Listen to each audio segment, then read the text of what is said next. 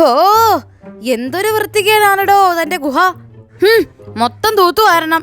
ആവശ്യം കഴിഞ്ഞാൽ പാത്രങ്ങൾ ചുമ്മാ ഇടരുത്, കമിഴ്ത്തി വെക്കണം. പിന്നെ തിന്നതിന്റെ ബാക്കിയൊന്നും ഇങ്ങനെ ഇടരുത്. ഈ എല്ലൊക്കെ ഇങ്ങനെ കിടന്ന വൃത്തികേടാ. എല്ലാം നക്കി തുടച്ച് വൃത്തിയാക്കിയതാ സൂത്ര. ഹായ്, വൃത്തിയാക്കി. ഒരു വിധം ക്ലീനായി. മോന് കുറച്ച് സയൻസ് പറഞ്ഞു കൊടുക്കണം. സയൻസിന് ഇവൻ വീക്കാ. പറഞ്ഞു കൊടുത്തില്ലെങ്കിൽ തനിക്കും വീക്കാ. എന്തെങ്കിലും പരീക്ഷണം പറഞ്ഞു കൊടുത്താൽ മതി. ഞാനൊന്ന് പുറത്തു പോയിട്ട് വരാം. ഹോ, അകത്ത് മൊത്തം വൃത്തികേടാ അല്ലേ സൂത്ര? അതൊക്കെ പോട്ടെ, താൻ പോയി കുറച്ച് വെള്ളം കൊണ്ടുവാ, പരീക്ഷണത്തിനാ. അല്ലെങ്കിൽ വേണ്ട, ഞാൻ കൊണ്ടുവരാം. എനിക്ക് ഏതായാലും ഒന്ന് കുളിക്കണം. മോനെ, അകത്ത് വേറെ പാത്രമില്ലേ?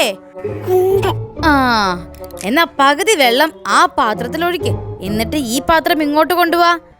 എന്നിട്ട് ഇത് പുറത്ത് വെക്കാം. അകത്തെ പാത്രത്തിലും പുറത്തെ പാത്രത്തിലും വെള്ളം ഒരേ അളവിലാ. പക്ഷേ പുറത്തു വച്ച പാത്രത്തിലെ വെള്ളം ആദ്യം പറ്റും, ചൂട് കാരണം. കുറേ നേരം ചുമ്മാ ഇരിക്കാം. ഇതാണ് ഈ പരീക്ഷണത്തിന്റെ ഹൈലൈറ്റ്. എന്തായി പരീക്ഷണം? വന്നോ?